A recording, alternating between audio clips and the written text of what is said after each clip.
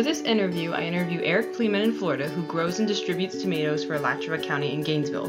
For the interview in Mexico, they interviewed Gabriel Sebastian Romero, who sells green tomatoes for the city within Mexico and national market for winery retail.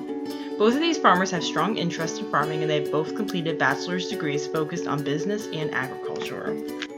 In terms of similarities, both of these businesses are family businesses that aren't organic. Both of their focuses are on good quality products that can basically sell themselves. Without good quality, there would be no consumer demand. In terms of operation, both operate with as little waste as possible in order to optimize profits. They both sell in large quantities as well.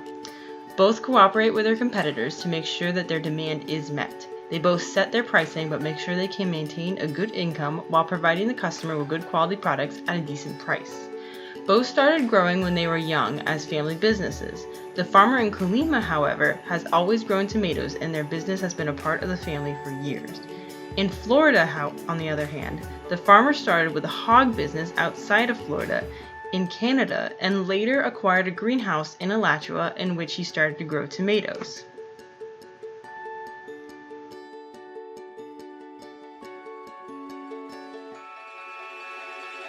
In terms of differences, the Florida producer produces year-round to the usage of his greenhouse.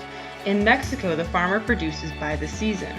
In Florida, the farmer sells by the bushel, while in Colima, the farmer sells by sack cloths. While the Florida farmer has a uniform weight he sells his product at, the farmer in Mexico does not. The farmer in Florida gets his client through what he calls footwork and going door to door to different businesses to advertise his services. In Colima, the farmer has actually been working with the same clients for over 30 years. Their distribution is also different, and the farmer in Florida only operates regionally within Gainesville. The farmer in Colima, however, operates both regionally through deliveries to the city and also nationally for winery retail.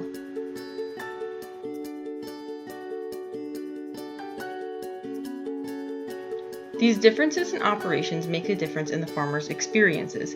It can be said that the farmer in Colima may be more experienced in terms of distribution and therefore operates at a larger value due to the fact that he's been in operation for a very long time and the farm has been passed through many generations.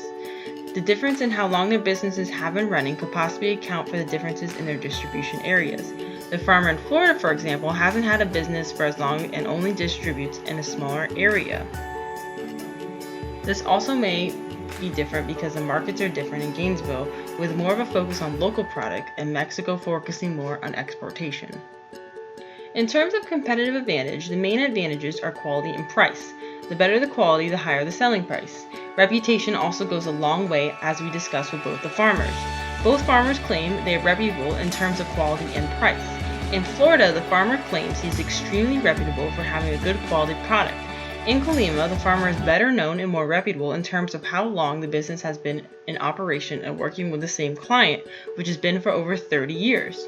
We also feel that a knowledge of business, in addition to an agricultural knowledge, has contributed to the success of both of the farmers. Both are extremely confident in their business, but would like to improve their businesses through extending their marketplace. The farmer in Florida wants to extend his business into a different county, like Ocala, Florida, while the farmer in Mexico wants to incorporate and add different international clients into his business over time. They both agree that they would like to gain more profits without decreasing the quality of their products. This could be done through improvement of planting, irrigation, or delivery methods. The farmer in Mexico also stated he would like to become certified. The farmer in Florida, however, is already certified from the USDA and has no interest in becoming organically certified.